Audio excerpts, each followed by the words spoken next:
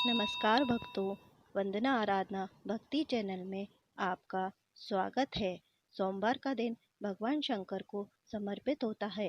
इस दिन व्रत करने से भक्तों की सारी मनोकामनाएं पूरी होती हैं, लेकिन व्रत का संपूर्ण फल तभी मिलता है जब तो भक्तगण सोमवार व्रत कथा को सुनता है या पढ़ता है। आइए हम सब मिलकर श्रवण करें सोमवार व्रत कथा।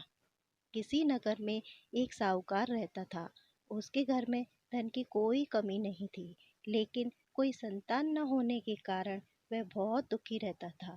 संतान प्राप्ति के लिए वह हर सोमवार को व्रत रखता था और पूरी श्रद्धा के साथ शिव मंदिर में जाकर भगवान शिव और माता पार्वती की पूजा करता था।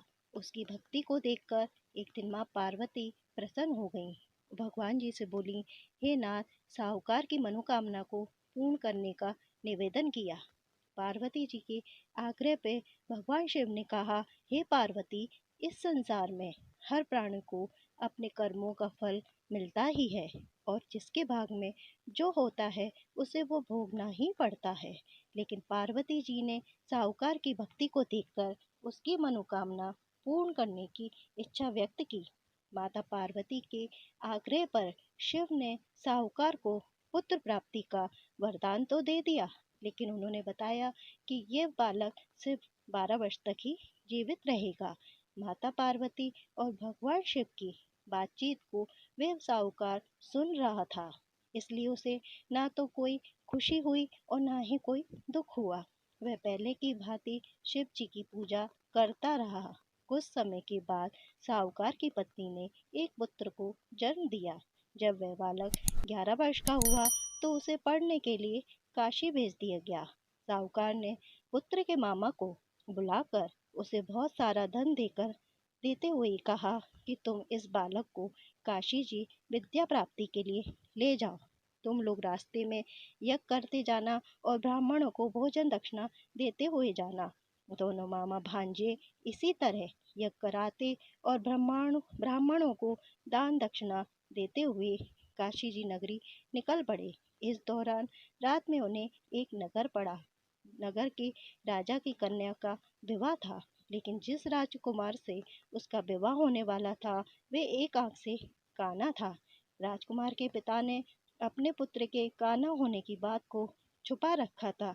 उन्होंने सोचा, क्यों न साहूकार के पुत्र को दूल्हा बनाकर राजकुमारी से विवाह करा दूं। विवाह के बाद धन देकर विदा कर दूंगा और राजकुमारी को अपने नगर ले जाऊंगा। लड़के को दूल्हे के वस्त्र पहनाकर राजकुमारी से विवाह करा दिया गया। साहूकार का पुत्र ईमानदार था।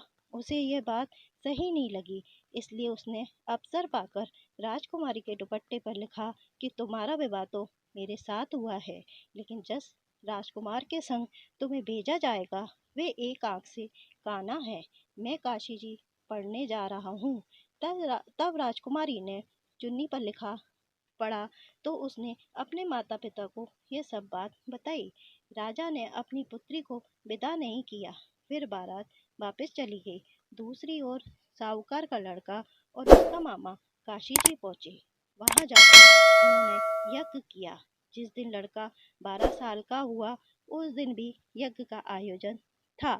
लड़के ने अपने मामा से कहा, मेरी तबीयत कुछ ठीक नहीं है। मामा ने कहा, तुम अंदर जाकर आराम कर लो। शिव जी के वरदान अनुसार कुछ ही देर में उस बालक के प्राण निकल गए।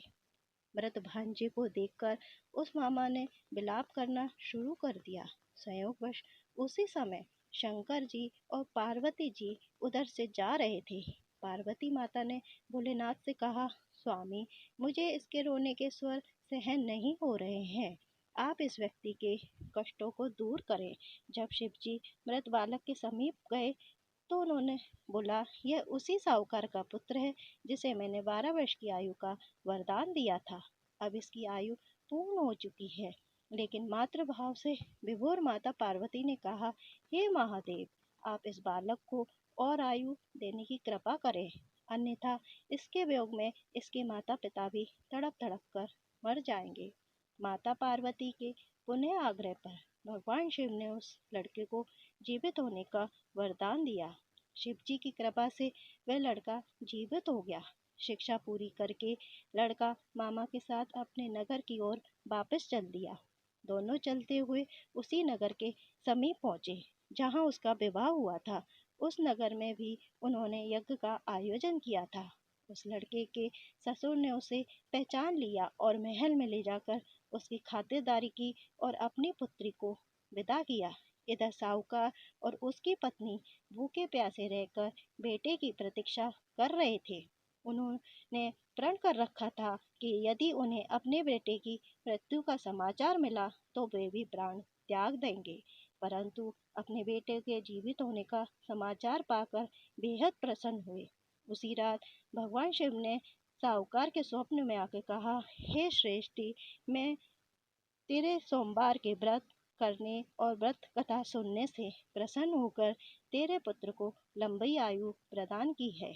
इसी प्रकार जो कोई सोमवार का व्रत करता है या कथा सुनता है और पढ़ता है, उसके सभी दुख दूर होते हैं और मैं उसकी सभी मनोकामनाएं पूर्ण